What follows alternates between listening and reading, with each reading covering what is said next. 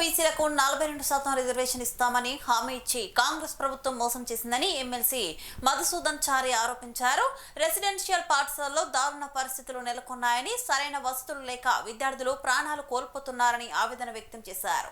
ముఖ్యమంత్రిగా బాధ్యతలు చేపట్టిన 6 నెలల్లోనే కరెంటు సమస్యను పరిష్కరించిన ఘనత కేసీఆర్కే దక్కుతుందని తెలిపారు. కాంగ్రెస్ పార్టీకి ఎస్సీలు ఎందుకు ఓటు వేయాలనే విషయంపై ఆలోచించాలని మాజీ ఎమ్మెల్యే డాక్టర్ మెతుకు ఆనంద్ అన్నారు. రిజర్వేషన్లను మార్చి తమ కుటుంబ సభ్యులకు అనుకూలంగా మలిచిన పార్టీ కాంగ్రెస్ అని ఆరోపించారు.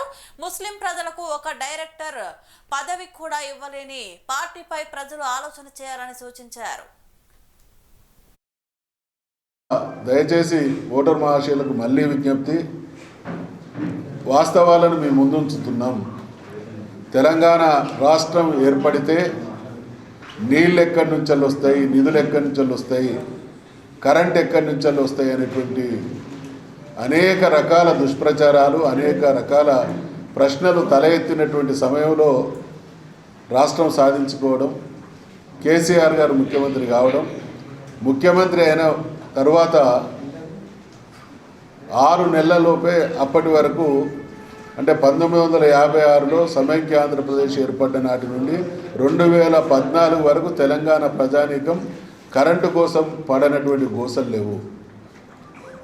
మరి ఆ రకంగా ఉన్నటువంటి దుస్థితిలో ఉన్నటువంటి కరెంటు విషయంలో తెలంగాణ రాష్ట్రాన్ని 6 మాసాల కాలంలో ఆ సమస్యను పరిష్కరించినటువంటి ఘనత చరిత్ర బీఆర్ఎస్ది, సమర్థుడైనటువంటి కేసీఆర్ గారి నాయకత్వాన్ని.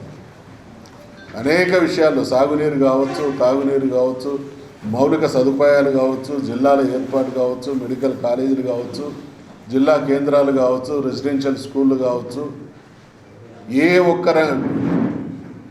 వ్యవసాయం దండగాన్న పరిస్థితి నుంచి పండగం చేసినటువంటి దార్శనికుడైనటువంటి ఇవాళ భారతదేశం, తెలంగాణ, ఆంధ్రప్రదేశ్ ఇవన్నీ కూడా వ్యవసాయాధారిత రాష్ట్రాలు, వ్యవసాయ ప్రధాన వృత్తిగా కొనసాగుతున్నటువంటి దేశం, రాష్ట్రాలు.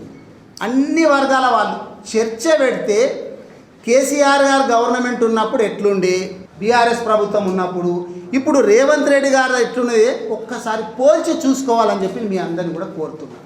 అట్లాగే నేను ఎమ్మెల్యేగా ఉన్నప్పుడు ఎట్లుండే మీ అందరికీ అందుబాటులో ఉంటుంటే, వికారాబాద్లోనే ఉంటుంటే, ఎప్పుడు కావాలంటే అప్పుడు నన్ను కలవాలంటే డైరెక్ట్ ఇట్లా వచ్చేసి అన్నా ఉన్నావంటే ఉన్నట్టే వచ్చి కలిసిపోతుంటుంది.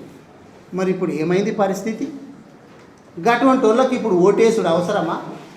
మరి ఇప్పుడు గాయననే కలవకపోతే మళ్ళీ వాళ్ళ కుటుంబ సభ్యులకు మళ్ళీ ఇంకో పదవి అంట. అప్పుడు ఏం చెప్పుకొచ్చింది వీళ్ళు? ఒరే కేసీఆర్ పదవి, కేటీఆర్ పదవి అయితే 2 పదవులు ఊడగొట్టండి పోయి మీకు మొత్తం ఉద్యోగాలు అన్నారు. ప్రజలకు ఉద్యోగాలు ఇవ్వలేరు కానీ వాళ్ళ ఇంట్లో ఇంకో ఉద్యోగం గురించి అప్లై చేసుకున్నారు. ఇప్పుడు మున్సిపాలిటీలో పెద్ద ఉద్యోగంతో అప్లై చేసుకున్నారు. ఆయనది ఆల్రెడీ రాష్ట్రంలోనే పెద్ద ఉద్యోగం ఉన్నది, మళ్ళీ వాళ్ళ ఇంట్లో ఇంకొక ఉద్యోగం కావాలని చెప్పి మున్సిపాలిటీలో పెద్ద ఉద్యోగం కావాలని చెప్పి దరఖాస్తు పెట్టుకున్నారు.